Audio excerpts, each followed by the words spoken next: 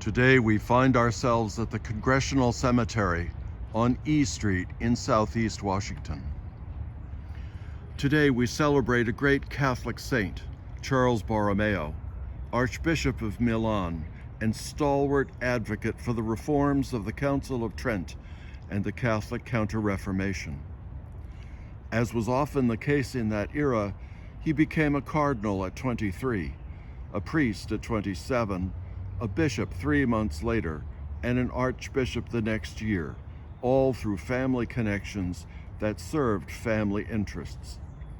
He was born 2 years before Ignatius formed the society in 1540 and served as Archbishop of Milan from 1564 until 1584, at which time he died at the age of 46. Milan was the largest archdiocese in Italy. No archbishop had lived there for 80 years, though undoubtedly collecting the salary, hence corruption and disorder throughout. St. Charles recognized the need for reform of the clergy, and so established or upgraded seminaries and Catholic colleges. He ended the sale of indulgences and ecclesiastical positions and ordered monasteries to reform themselves. He ordered the simplifying of church interiors to avoid distractions in worshiping God. He used the funds of the archdiocese and his own funds to feed people of Milan after the famine of 1576, followed by an outbreak of the plague. He died of exhaustion. It is no surprise to learn that he faced significant opposition in Milan and Rome from those who resisted reform, including the decisions of the Council of Trent that had taken place during his lifetime. It is hardly a surprise that Vatican II has faced such opposition, and that in our own day, Pope Francis is facing such opposition as well. These reactions are regrettably from people who fear change and who profit from the status quo. Since we do not know how long Francis will live, nor who will replace him, nor how the process of reform will continue, we need a way to think about stability, continuity, forward movement, and change in human life when stakes are high, both spiritually and politically. The wealth and power of the institutional church are such that the political, the financial, and the spirit all blend together.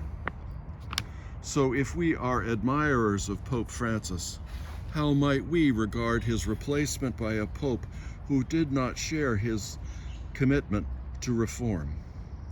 By extension, how do we find peace amidst the opposition to him within the church? How do we find peace when the social, economic, and political world we live in moves in directions contrary to our hopes and dreams? In the desert after his baptism and in the garden, Jesus faced challenges that can be translated by the Greek word pyrasmos, that can be understood as a trial of personal fidelity, integrity, virtue, constancy, or an experience of adversity, affliction, or trouble that tests or proves one's character, one's faith, one's holiness. Jesus passed these tests and frequently reminds us that we will face such trials too.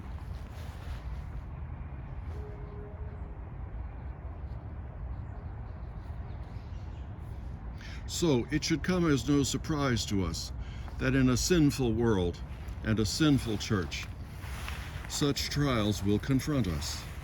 Sometimes, of course, we are the problem, and so the source of the trial. In this case, we must be ready to step back, admit our responsibility, and change our ways. But in many cases, we must face opposition to our beliefs, values, statements, and actions, because we believe them to be true. We do so as a matter of honesty and integrity, and we grow in honesty and integrity as we remain constant when we feel under attack. Jesus asks us to remain faithful to the end as he did. He promises us that God too will remain faithful as the Father did for Jesus. God will make a way out of no way. God will be our good shepherd as we walk through the valley of the shadow of death, per Psalm 23.